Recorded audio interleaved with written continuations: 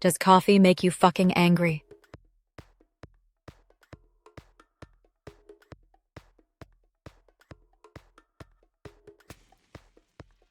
You ever sip your morning coffee and 5 minutes later you're ready to strangle whoever's breathing too loud? You're not just having a bad day. That's your brain chemistry flipping into high alert. Coffee is supposed to make you feel human. It's the world's most popular productivity drug. For most people, it works. But for a surprising number, about 1 in 6, coffee does the opposite. It doesn't just wake you up. It makes you tense, reactive, even straight up angry. This isn't some trendy TikTok complaint or made-up syndrome. It's a very real cascade of effects. Caffeine colliding with your brain chemistry, spiking stress hormones, wobbling your blood sugar, screwing with your sleep, and even fighting with your DNA. So what's actually brewing under the lid of your latte? Why can one person slam a triple espresso and feel blissed out, while another is one sip away from a meltdown? And if you're in the unlucky camp, can you fix it without quitting coffee completely? By the end of this, you'll know exactly how a simple cup can hijack your mood and how to take back control. So grab your mug, ironically, maybe make it water for now, and let's lift that lid. How caffeine hijacks your brain. Picture this. It's Monday morning. You oversleep, you skip breakfast, you race out the door and grab the largest black coffee you can find, thinking this is your lifesaver. You slam half of it on the drive to work. You sit down, feeling that first jolt of energy. For a minute you think, this is perfect. Then it happens. Your inbox explodes. Your email freezes. Someone nearby starts humming off key. A spoon clatters in the break room. And suddenly, bam! Your chest is tight, your jaws clenched, and you're 2 seconds from yelling, "Who dropped that?" You tell yourself, relax, it's just coffee. But your body feels like you're stuck in rush hour traffic with the gas pedal jammed down. That's the rage latte effect. And if you've been there, you're not imagining it. Your coffee isn't just too strong or bad for you. It's tapping directly into your fight or flight wiring. Let's open the hood and see what's really happening. Inside your brain, there's a chill little molecule called adenosine. As the day goes on, adenosine builds up and whispers to your neurons, "Hey, you're tired. Slow down." It's your brain's natural brake pedal. Without it, you'd be awake for days. Now here's where coffee barges in like a jerk. Caffeine doesn't give you new energy. It doesn't fill your tank. What it does is block those adenosine receptors. It parks itself on the receptor sites so adenosine can't get through. Your brain never hears the signal to slow down. So what happens when the brakes are cut? Your neurons start firing like crazy. Your nervous system slams the gas. Heart rate ticks up. Pupils widen. Blood pressure rises. You feel alert, sure, but you're also wired. And that's just the first domino. Because once your neurons are firing faster, your adrenal glands notice and they freak out. They dump stress hormones, cortisol and adrenaline, into your bloodstream like you're running from a predator.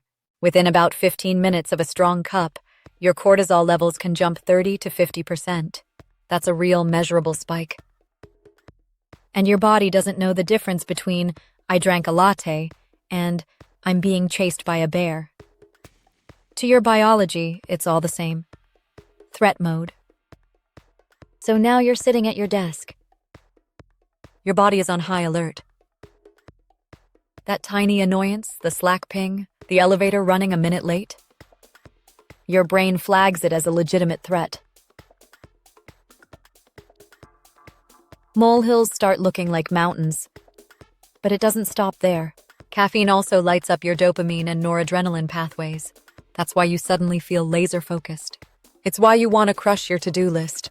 power through everything, check off all the boxes. It's addictive because it feels like super focus. But dopamine has a dark side.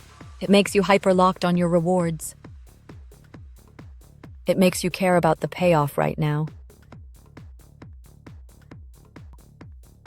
So when something blocks it, say a lagging Wi-Fi connection or that coworker interrupting you, your frustration explodes instantly. You're wired to expect the reward, and when it's delayed, you snap. So at this point, you've got a brain that can't relax because adenosine is blocked, a body that thinks it's in danger because cortisol and adrenaline are pumping, and a mind that's hyperfixated on rewards because dopamine is peaking. Translation: you're caffeinated, wired, and one inconvenience away from a meltdown. Sound familiar? This is the pure neurochemical storm caffeine creates. It doesn't invent anger out of nowhere. It just amplifies your fight-or-flight systems so high that even tiny annoyances feel like attacks. And here's the thing. This is just the brain story. That's the top half of the iceberg. What caffeine does to your body next, especially if you're drinking it on an empty stomach, makes the problem even worse. Let's go there next. Empty stomach coffee and the blood sugar crash.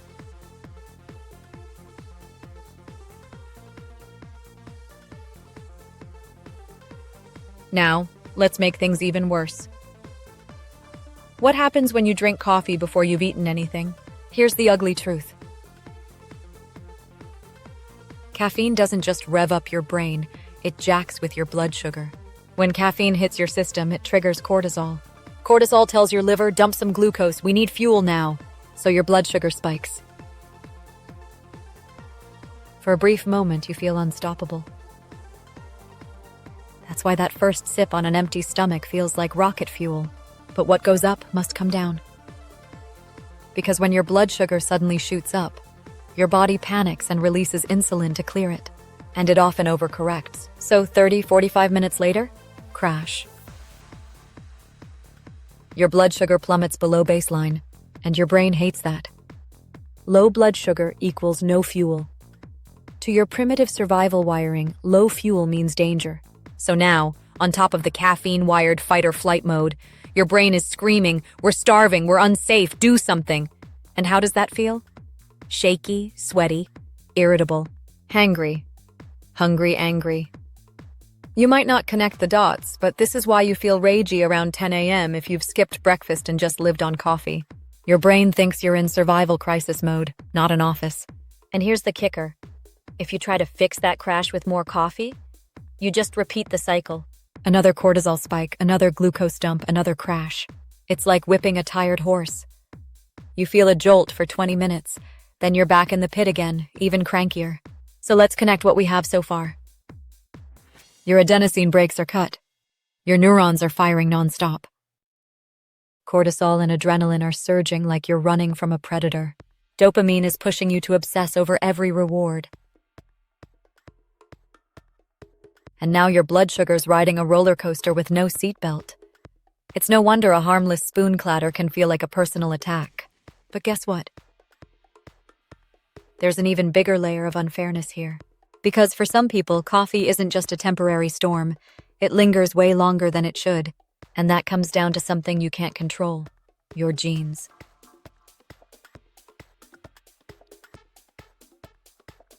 Yeah, genetics. If you're one of the unlucky slow metabolizers, coffee is practically designed to torment you. Let's talk about that. Genetics. Why some people are screwed from birth. Okay, here's where it gets really unfair. Two people can drink the exact same coffee at the exact same time, same beans, same dose, and have completely different reactions. One feels smooth, focused, totally fine. The other feels like they're buzzing out of their skin and ready to snap. Why? Genetics. Meet your liver's caffeine cleanup crew, controlled by a gene called CYP1A2. If you're a fast metabolizer, your liver breaks down caffeine quickly. That latte you drank, half of it's gone in just a couple of hours. But if you're a slow metabolizer, your liver works 2, 3, even 4 times slower. That same tiny 100 milligram cup? It just hangs around. Instead of a quick, sharp buzz, you get this long, drawn-out, jittery burn. Your system stays wired and irritable for half the day. So while your fast metabolizer friend is already snoozing it off, you're still feeling it hours later. And it's not just the liver. There's another gene, ADORA2A, which codes the exact adenosine receptor caffeine blocks. Some people have a sensitive version of this receptor. When caffeine hits, their brain reacts way more intensely. Anxiety, jitteriness, irritability turned up to 11. So yeah, ever envy that person who downs a double espresso at 9 p.m. and is asleep by 10? That's not willpower. That's DNA. They won the genetic lottery for coffee tolerance. Meanwhile, if you're the slow metabolizer sensitive receptor combo, congratulations, you pulled the short straw. The same latte that just perks someone else up can light you on fire and keep you simmering for hours. And here's the cruel joke. Most people don't even know which category they're in. They just think, I guess I can't handle coffee like other people. But really, it's written in your genome. And because slow metabolizers keep caffeine in their bloodstream longer, the downstream problems, sleep disruption, blood sugar swings, irritability, they all stack up worse. So let's stack what we've got so far. Your adenosine brakes are gone. Cortisol and adrenaline are surging. Dopamine has you obsessing over rewards. Your blood sugar is wobbling like a drunk toddler. And if you've got slow genes, all of that chaos hangs around twice as long as it should. But wait, we're not even done. Because caffeine doesn't just make you edgy in the moment. It also quietly messes with your sleep, which then boomerangs back and makes you even more reactive the next day. Yeah, it's a vicious cycle.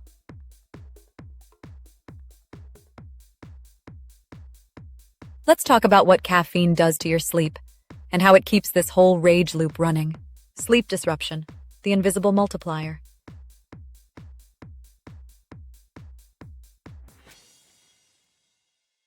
Here's the silent part of the cycle most people miss. Caffeine doesn't just wind you up in the moment. It quietly sabotages your sleep, which boomerangs right back and makes you even more irritable the next day. Think of caffeine as duct tape slapped over your fatigue. It doesn't erase tiredness. It just blocks your brain from feeling tired. Remember adenosine? That molecule that tells your brain it's time to slow down? It keeps building up whether you notice it or not. So even though you feel awake on caffeine, your brain is still exhausted underneath. Wired, but tired. And being wired but tired is the perfect recipe for a short fuse. But here's the kicker. If you drink coffee too late in the day, you're not just masking fatigue. You're actually making it worse overnight. The half-life of caffeine is about 5 to 6 hours. That means if you drink a cup at 4 p.m., half of it is still in your bloodstream at 10 p.m. And it doesn't take a full latte to ruin your rest. Even small residual amounts are enough to fragment your deep sleep. You might still fall asleep on time, but you won't stay in deep restorative sleep. You'll have more micro-awakenings, less slow-wave sleep, and you'll wake up feeling not rested. And here's where it all loops. Poor sleep makes your emotional regulation worse. Studies show sleep-deprived brains have an overactive amygdala. That's the part that freaks out over every little thing. And weaker prefrontal control. Translation? Tired you is crankier you. You're more reactive, less patient. So now it's morning again. You're groggy from shallow sleep. What do? You reach for another cup of coffee to fix the problem. But that coffee just repeats the cycle. You feel alert for a bit, but underneath you're still exhausted. And if you drink late again, you fragment your sleep again, and tomorrow you're even more wrecked. This is how caffeine traps you in the rage loop. Drink coffee late, ruin deep sleep, wake up more irritable, drink even more coffee to cope, stay wired, wreck the next night's sleep, repeat. And while we're at it, there's one more sneaky factor that can keep you edgy, even when you haven't had any coffee yet. It's called withdrawal. And it can make you just as cranky as the coffee itself. Let's hit that next. Withdrawal and rebound, the trap you don't see. Now for the sneakiest trick coffee plays on you. Sometimes it's not the coffee you just drank that makes you edgy. It's the coffee you didn't drink yet. Here's why. When you drink caffeine regularly, your brain adapts. Remember those adenosine receptors? The ones caffeine blocks to keep you awake? Your brain notices they're being blocked all the time, so it actually makes more receptors. It's trying to balance things out. So over time, you need more coffee just to feel the same normal. And if you don't drink it on schedule, boom. Those extra adenosine receptors suddenly all hear the "you're tired" signal at once. That's withdrawal. Withdrawal doesn't wait days. It can start as soon as 12 to 24 hours after your last cup. And what does it feel like? Headache, brain fog, zero motivation, and irritability big time.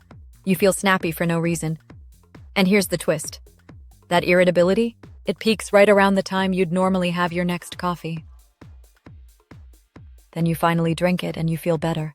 So you think, ugh, coffee made me cranky again, but really it was the lack of coffee poking the bear. Coffee creates the problem it solves. So let's zoom out. By now you've got a perfect storm. Caffeine blocks your adenosine brakes. It dumps cortisol and adrenaline into your blood like you're in danger. It spikes dopamine, making you obsess over rewards and blow up at delays. It wobbles your blood sugar, leaving you hangry. It ruins your sleep, which makes you even more reactive. And when you skip a dose, withdrawal makes you cranky all over again. And if you've got the wrong genes? All of this chaos lasts twice as long as it should. No wonder you feel like punching walls sometimes. So now you know the why. But how do you fix it without quitting coffee completely? Don't worry, you don't have to toss your beans in the trash. There are science-backed ways to keep the buzz without the blow-ups. And we're about to go through them.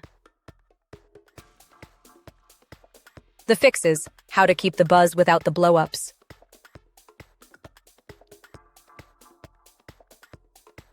Okay, enough doom. You don't have to quit coffee forever to stop feeling like a rage grenade. You just need to change how you drink it. The easiest fix? Eat before you sip. Seriously, 15 grams of protein, 25 grams of carbs. That could be yogurt with fruit, or eggs and whole grain toast. It doesn't need to be a fancy brunch. Just put some fuel in your body before caffeine. Why? Because food flattens that blood sugar roller coaster. No wild spike, no brutal crash. That alone keeps your mood steadier. Next up, half calf. You don't have to lose the ritual. Just swap half your beans for decaf. Same aroma, same comfort, but only half the caffeine blast. Especially if you're a slow metabolizer, this can change everything in a week. Third, add L-theanine. It's an amino acid found naturally in tea, especially matcha.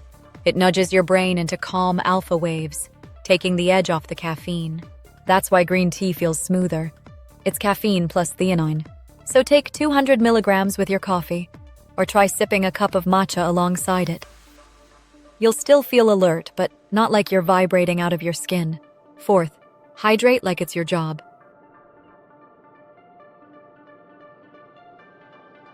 For every mug of coffee, drink a tall glass of water. Add a pinch of sea salt if you want to really replace minerals. Caffeine is a mild diuretic. Even slight dehydration makes tension worse. Fix the fluid loss and you'll feel less tight, less headachy, less prone to snapping. And finally, set a caffeine curfew. No coffee within 6 hours of bedtime. If lights out is 10:30, your last cup should be around 4:30 at the latest. Protecting your deep sleep is huge. When you wake up actually rested, you'll need less caffeine to function. And less caffeine means fewer mood swings. So let's stack that together. Eat before you sip, trim the dose, add theanine, hydrate, and cut it off early. Just those 5 tweaks can take you from rage latte to calm and productive. But what if you're still feeling murdery?